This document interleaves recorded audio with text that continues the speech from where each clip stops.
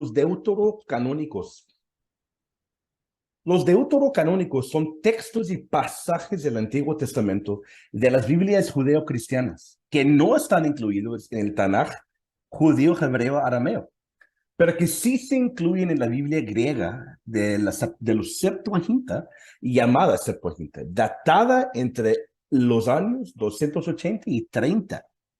El texto utilizado por las comunidades judías e israelitas de todo el mundo antiguo, más allá de Judea, y luego por la iglesia cristiana primitiva de habla y cultura griegas, y vamos a escuchar, la verdad, toda la iglesia cristiana primitiva. Los deuterocanónicos del Antiguo Testamento son el libro de Tobías o Tobit, el libro de Judith, las adiciones griegas al libro de Esther.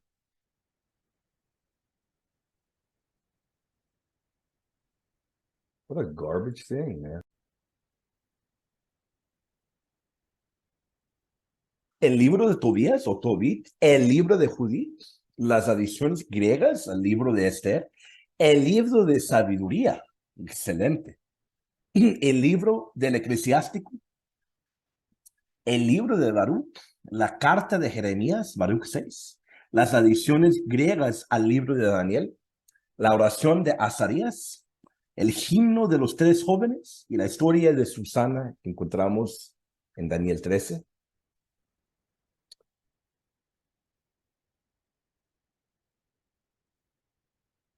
Jeez, man.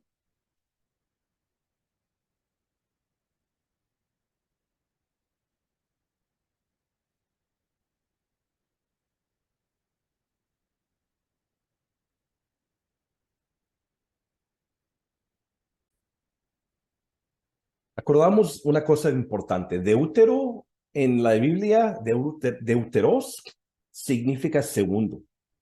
Segundo canon.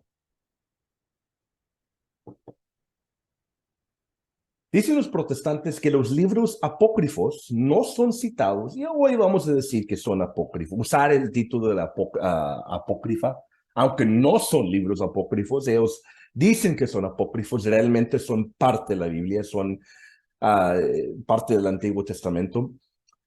Dicen los protestantes que los libros apócrifos no son citados nunca por el Señor Jesucristo, ni por sus apóstoles en el Nuevo Testamento.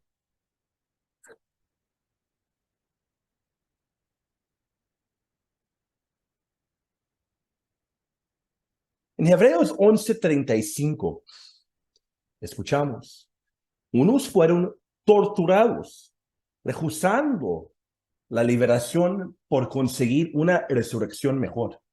El único lugar en el Antiguo Testamento en que encuentras referencia a esto es en 2 Macabeos, 7:1-29. Si no tienes 2 Macabeos en tu Biblia, ¿cómo puedes explicar esto? También en Hebreos 11:38 leemos, errantes por desiertos y montañas.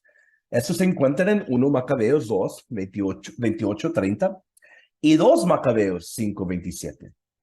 También escuchamos en el libro de San Juan, capítulo 10, versículo 22. Se celebró por entonces en Jerusalén la fiesta de la dedicación. Esto nomás se encuentra en 1 Macabeos 4, 52-59. Hay muchos ejemplos, bastantes ejemplos que encontramos. Desde afuera mirando hacia adentro, muchas personas pueden preguntarse si este es un tema importante. Es fundamentalmente muy importante. La divina palabra escrita de Dios es muy importante. La Iglesia antigua siempre ha considerado estos libros de la Biblia católica como escritura. Vamos a escuchar una declaración. De aquí vamos a ver una clara afirmación de este testimonio temprano, que los cristianos no solo aceptaron estos libros, pero aceptaron los libros que testificaban de las buenas nuevas de Jesucristo, sino que no fue hasta mediados del segundo siglo cristiano que los judíos parecen haber adoptado algún tipo de lista oficial de lo que consideraban canón. Los evangelios y los libros heréticos no contaminan las manos. Los evangelios de Sirach y todos los demás libros escritos después no contaminan las manos. Rabbi Akiva.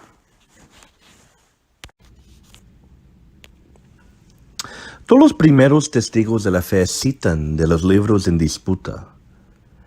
En el libro de Hebreos 11, el autor inspirado dice que los siguientes caracteres están atestiguados en la Biblia.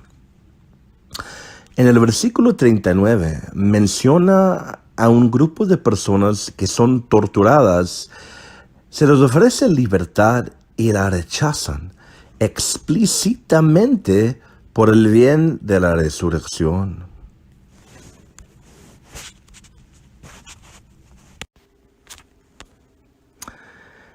En el Antiguo Testamento protestante no vamos a encontrar estas personas.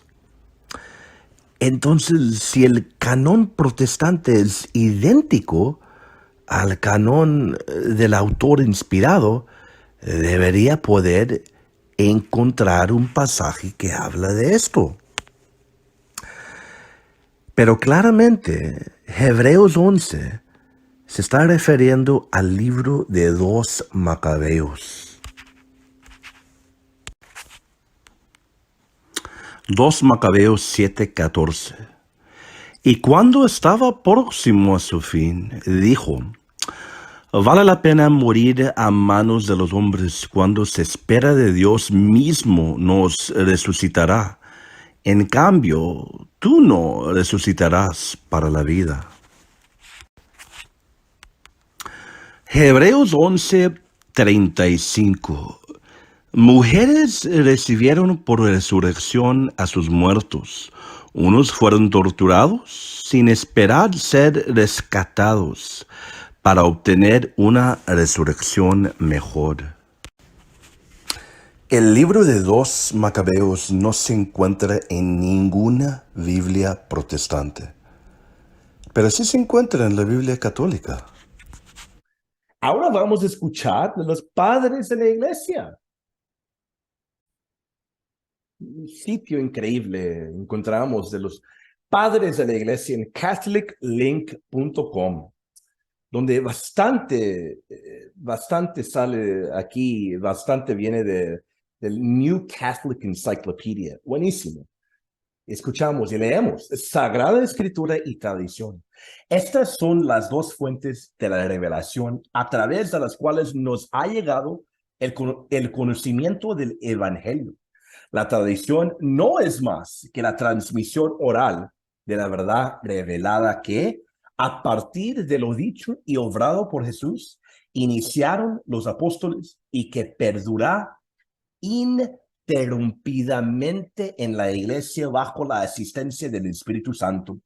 Es más, la propia Escritura afirma que existen verdades doctrinales enseñadas por Cristo que deben transmitirse oralmente de generación en generación. En esta realidad viva y operante que es la tradición, encontramos la labor de los santos padres.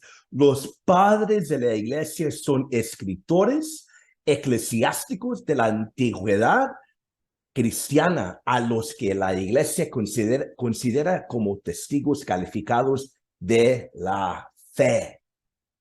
¡Qué increíble! Increíble. Una vez más, los padres de la iglesia son escritores eclesiásticos de la antigüedad cristiana a los que la iglesia considera como testigos calificados de la fe. Los santos padres son la base de la tradición viva de la iglesia. Bajo la existencia siempre presente del Espíritu Santo, han mantenido el cauce de todas aquellas verdades que, desde los tiempos de Cristo, se han transmitido oralmente. Increíble. Los padres apostólicos. Con este nombre se designa al conjunto de autores cristianos que escriben inmediatamente después del Nuevo Testamento. Se trata de discípulos inmediatos de los apóstoles o de alguno de sus sucesores más cercanos, y su importancia radica en que fueron testigos inmediatos de la tradición apostólica. Sus escritos suelen ser cartas de tipo pastoral. En este grupo encontramos al notable San Clemente Romano, fallecido en el año 95, tercer sucesor del San Pedro como obispo de Roma y que redactó la carta a la iglesia de Corinto. A nombre de la iglesia de Roma para restablecer la disciplina a un conjunto de carismáticos que negaban obediencia a los presbíteros de esa comunidad. San Ignacio de Antioquía, fallecido en el año 110, es otro de los padres apostólicos más conocidos en las recurrentes persecuciones contra los cristianos que antecedieron el edicto de Milán en 313. San Ignacio fue condenado a muerte y trasladado a Roma para ser expuesto a las fieras. Durante su viaje marítimo, desde Antioquía hasta Roma, escribió 7 cartas, una por cada comunidad donde pasó en su trayecto, que son un testimonio de la primera organización de la iglesia, reconociendo la existencia de obispos a los que estaban subordinados los presbíteros, los diáconos y los fieles. Además, enfatizó el magisterio de la iglesia de Roma. Los padres apologistas. El género literario apologético surgió por iniciativa de algunos autores en el contexto del rechazo del cristianismo. Primero, por parte del judaísmo y luego por el Imperio Romano. Estos escritores intentan exponer una fiel imagen de su religión. Increíble lo que leemos de los padres de la iglesia. Ahora vamos a escuchar qué dicen los padres sobre los deuterocanónicos, estos libros del Antiguo Testamento. La Didache, hacia 90 al año 100, en 4 y 5 alude claramente al un importantísimo eclesiástico, 4:31 y 36. También el Didache 5:2 se refiere a sabiduría, 12:7. Y Didache 10:3 a sabiduría, 1:4. San Clemente Romano aduce el ejemplo de Judith y la fe de Esther. También alude al libro de sabiduría y al eclesiástico. La epístola de Bernabé, hacia 93 o 97, parece aludir en 6 y 7 a sabiduría. San Policarpo cita, aunque no expresamente, en la epístola ad Filipenses 10:2 a Tobit 4:11, o bien 12:9. El pastor de Hermas, importantísimo, tiene bastantes alusiones a diversos libros deuterocanónicos, Eclesiástico, Tobías, los Macabeos y a la sabiduría. San Atenagoras, así es 170, en su obra Legatio por Cristianis, cita explícitamente a Baruch 3:36, considerándolo como uno de los profetas. San Ireneo cita a Baruch bajo el nombre de Jeremías, aduce los capítulos 13 y 14 de Daniel, atribuyéndolos a esta profeta. También se sirve frecuentemente del libro de la sabiduría. Clemente Alejandrino conoce todos los libros y pasajes deuterocanónicos Si exceptuamos el 1 y 2 Macabeos y los considera como sagrados y canónicos, parte de la Biblia. Sabemos que Orígenes y Tertuliano no son padres de la iglesia, pero importantes figuras.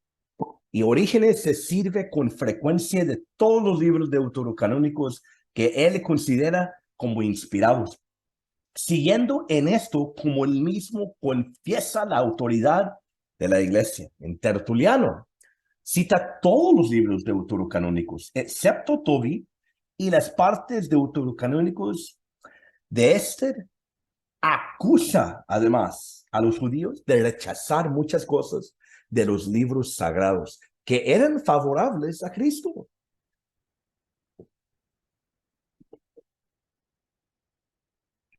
San Cipriano, en el año 258, coloca entre las escrituras canónicas todos los libros deuterocanónicos, a excepción de Judí. San Hipólito Romano, en 235, admite todos los deuterocanónicos, exceptuando Judí y las partes deuterocanónicos de Esther. Los concilios de la Iglesia Católica, el concilio de Hippo en el año 393 y el concilio de Cartago en el año 397 y 419, ambos en el norte de África, confirmaron el canon con 46 libros para el Antiguo Testamento y también fijaron el canon del Nuevo Testamento con 27 libros. ¡Qué increíble! En los primeros concilios de la iglesia, donde se juntaron para hablar sobre los libros de la Biblia, escuchamos que en estos concilios de la iglesia, en Hippo en el año 393 y el concilio de Cartago, confirmaron el canon, 46 libros para el Antiguo Testamento. Y también fijaron el canon del Nuevo Testamento con 27 libros.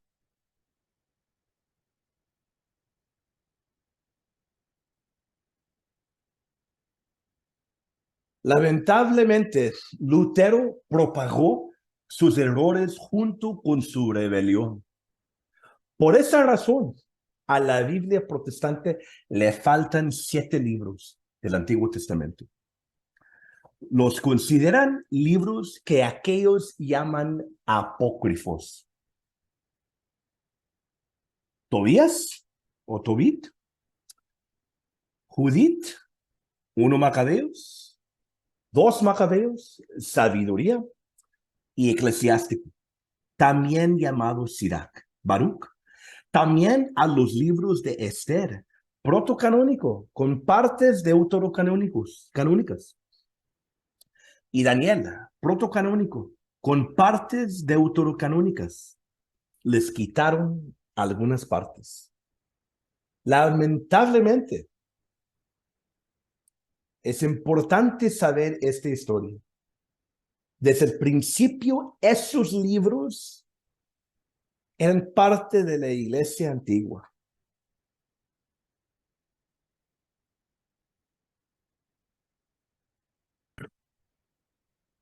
El sínodo de Hipona se refiere al sínodo de 393, que se celebró en Hippo Regius, en el norte de África, durante la iglesia cristiana primitiva. Se llevaron a cabo sínodos adicionales en 394, 397, 401 y 426. A algunos asistió San Agustín de Hipona. El sínodo de 393 es más conocido por 2 actos distintos. Primero, por primera vez, un consejo de obispos enumeró y aprobó un canon bíblico cristiano que se corresponde estrechamente con el canon católico moderno, pero que no alcanza el canon ortodoxo. menos el canon de los protestantes. La lista canónica fue posteriormente aprobada en el Concilio de Cartago en 397, pendiente de ratificación por la Iglesia del otro lado del mar, es decir, la sede de Roma. Increíble, increíble. El sínodo de 397, el Concilio de Cartago, llamado tercero por Denzinger, reunió el 28 de agosto de 397. Reafirmó los cánones de Hipona del 393 y admitió los suyos propios. Uno de estos, de un canon de la Biblia. La principal fuente de información sobre el tercer concilio de Cartago proviene del Codex Canonum Ecclesiae Africanae, que presenta una recopilación de las ordenanzas promulgadas por varios concilios eclesiásticos de Cartago durante los siglos IV y V. En una sección de este código aparece el siguiente párrafo sobre el canon de las escrituras. Increíble cuando examinamos libros como Tobit, Judith, Esther, los dos libros Macabeos, los 5 libros de Salomón. Qué increíble. Desde el principio, estos libros deuterocanónicos estaban parte de la Biblia. Desde el principio.